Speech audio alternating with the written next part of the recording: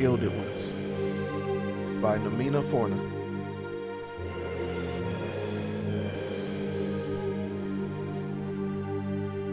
Chapter 14. Raise your lazy arses, neophytes!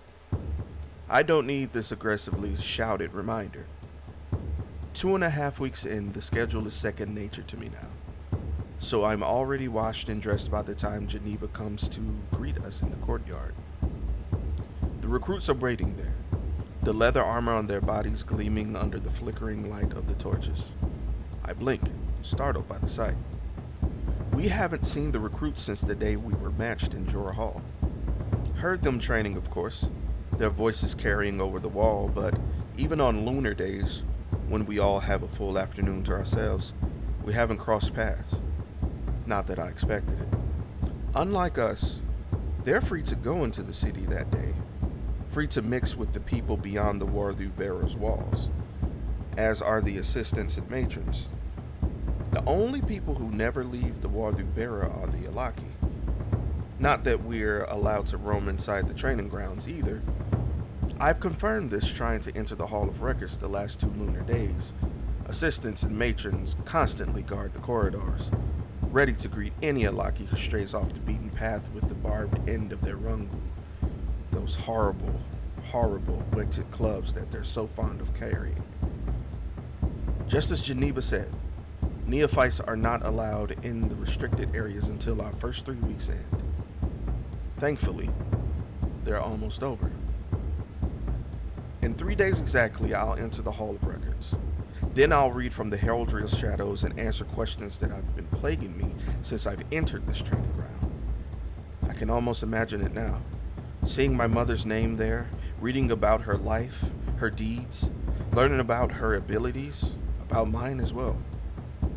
Anticipation races through me at the thought. As I savor the feeling, golden eyes meet mine across the courtyard. I stiffen, unnerved, when Kita nods at me, his expression cold as it was the first time I met him. The novices are directing us to merge lines, so I reluctantly shuffle towards him. Grateful that my hair has already regrown to its former length, courtesy of my Alaki healing. I'll have to cut it again soon. It interferes with training. Most girls have taken to hacking theirs off every morning like the novices do, and some, like at Dwapa, keep their heads perfectly bald. Once we're standing side by side, Kita nods down at me. "Morning greeters, Deka," he murmurs. "Morning greetings," I reply, fighting the urge to duck my head. Just as before, I feel uneasy when I'm near him. Something about him makes me remember Ionis and what happened the last time I got close to a boy. Maybe it's his height. He's just as tall as Ionis, and that's no easy feat. I forcibly return my attention to the front courtyard where Karmoko Thandwe steps forward. Dark brown skin gleaming against her clay-daubed hair. This morning, she's wearing midnight blue robes and a half mask painted darkest onyx.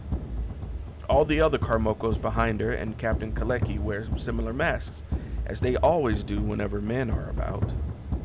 I don't envy them. I can only imagine how impractical those masks must be during training, with all the sweating and dirt we have to deal with.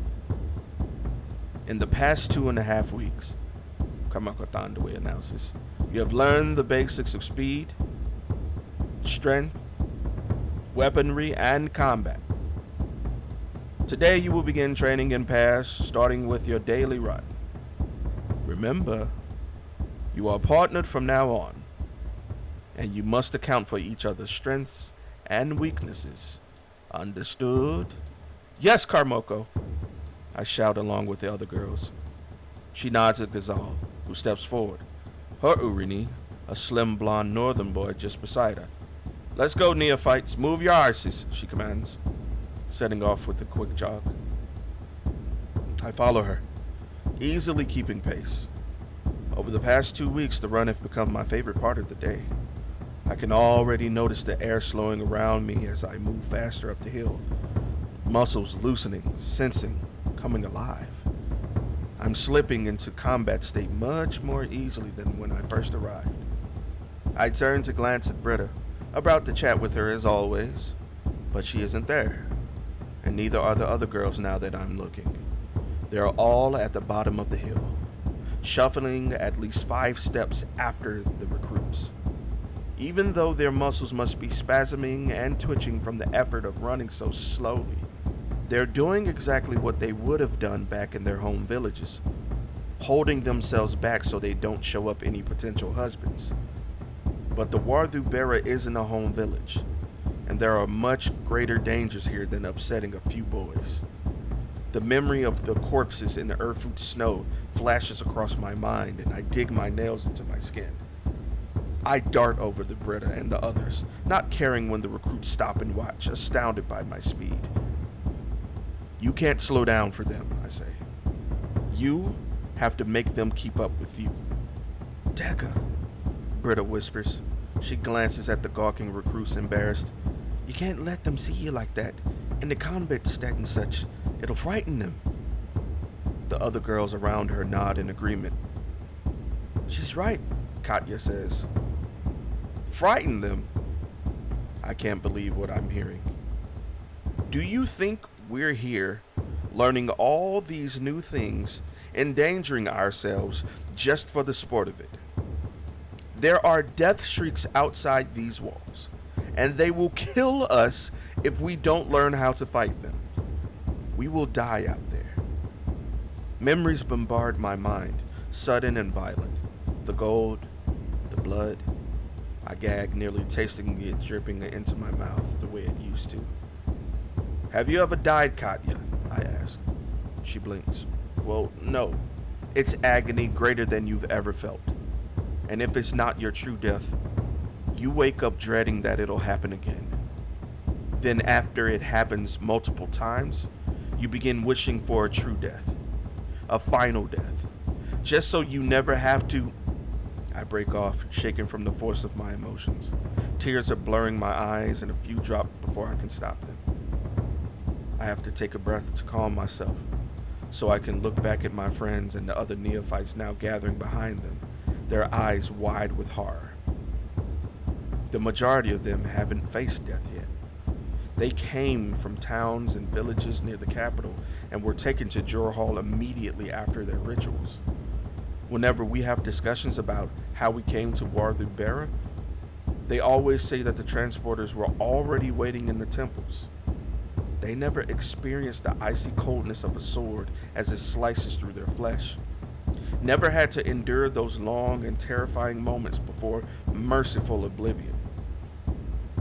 It was only the ones like Belkalis and me, the Alaki so far from the capital, it took transporters months to reach us, who were unlucky enough to experience the death mandate and the terror that came with it. But we both survived somehow.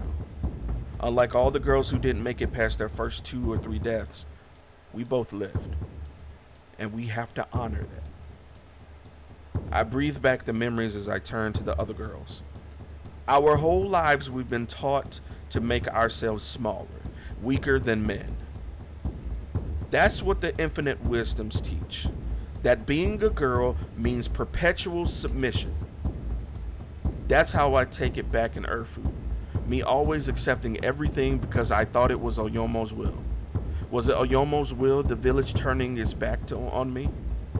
The elders dismembering me so they could sell my blood? Was it his will for them to cut out my tongue so I couldn't scream? What about all the things in the infinite wisdom, the rules about running, laughing too loudly, dressing in certain ways? Was all of it his will? The truth is, girls will wear smiling masks, contort themselves into kinds of knots to please others, and then when the death shrieks come, girls die. They die. I glance from one blood sister to another. The way I see it, we all have a choice right now. Are we girls or are we demons? Are we going to die or are we going to survive? I've been trying so desperately to keep myself from thinking such thoughts. But what does it matter if I'm here anyway, about to face death once more? What does it matter if we're all here, risking our bodies and lives in service to Otera? The other girls stared back at me, eyes wide with fear, horror, but I remained silent, letting them decide for themselves. I already know my answer. I will not die here in this horrible place. I will not die before I discover the truth about myself. I'll survive, and I'll do so long enough to leave this place, long enough to find someone to love me, who cherishes me the way Katya's betrothed loves her. All I have to do is be brave for once. I remove one of the pins from my robe and stab it into my palm. It stings, a sharp searing pain, but I don't mince. My weeks here have already made me stronger, already deadened my skin. Gold begins dripping, and I wipe it across my chest, marking the same place they would have cut me during the ritual of purity. The blood gleams there. The cursed gold that I'm now bleeding is for my own cause, not anybody else's. "What are you doing?" a girl begins, but I ignore her. "I'm a demon," I declare, "and I will survive this to win my absolution and a life for myself." "Me too." Bill Collis's voice comes from behind me, and when I turn, she's there, holding up her bleeding palm as well, an expression in her eyes that tells me she understands and feels the way I do. "I'm a demon." "I'm a demon," the twins echo, chests glistening as they wipe bloodied palms across them. And now the other girls are doing so as well. Even Britta and Katya, who were so horrified at first, walk up to me with bleeding palms. "I'm a demon," Britta says, wiping her hand across her chest. The recruits whisper to each other, confused, alarmed by this sudden and bloody display, but it's too late for them to stem the tide. "Demon! I am a demon," each girl declares, bleeding herself to display her golden blood. The blood we have so long been told is cursed. The blood that binds us together. Before long, all of the girls are standing together, bleeding. And this time, we run again. We don't hold back. As I walk over for breakfast, an unwelcome presence falls in step beside me. Kita. "That was an interesting speech," he says, by way of conversation. "Human girls or demons? Clever way to motivate others." I stop mid-step, trying to ignore the familiar high-pitched shrieks echoing in the distance as I look up at him. We're standing next to the entrance of the caverns, where the death shrieks are kept, and they're agitated as always. "A word of warning, however," he says. "The commanders may not look so fondly on any of you embracing your heritage too keenly, Deka." Fear shivers over me, but I exhale it away. I'm done being afraid. "Is that a threat?" I ask. "No, a warning." "Then I'll take it under advisement." Something almost like a smile darts over his lips, and he steps closer. "You know, I'm relieved." "Why?" I ask, curious. He shrugs. "When we were partnered, I thought you were too delicate to be a soldier." "Too delicate?" I echo, surprised. No one has ever considered me delicate since the moment my blood ran cold. "I'm an Alaki," I remind him. Kita nods. "That may be true, but not everyone is suited for killing death shrieks." "Are you?" Kita shrugs. "I'm told I'm good at exterminating them," he says simply. But there's a look in his eyes, an absolute belief. "I was worried you wouldn't be suited to it, that you would be a burden on the battlefield. Perhaps I was wrong. Perhaps you will be able to withstand your fear," he says. The calm assuredness in his eyes nettles me, but I know better than to show it. Instead, I smile sweetly at him.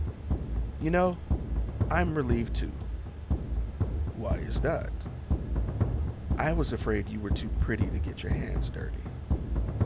His eyes widen with surprise, and for a moment, the sight of his lips quirk. Well, we're both full of surprises, aren't we?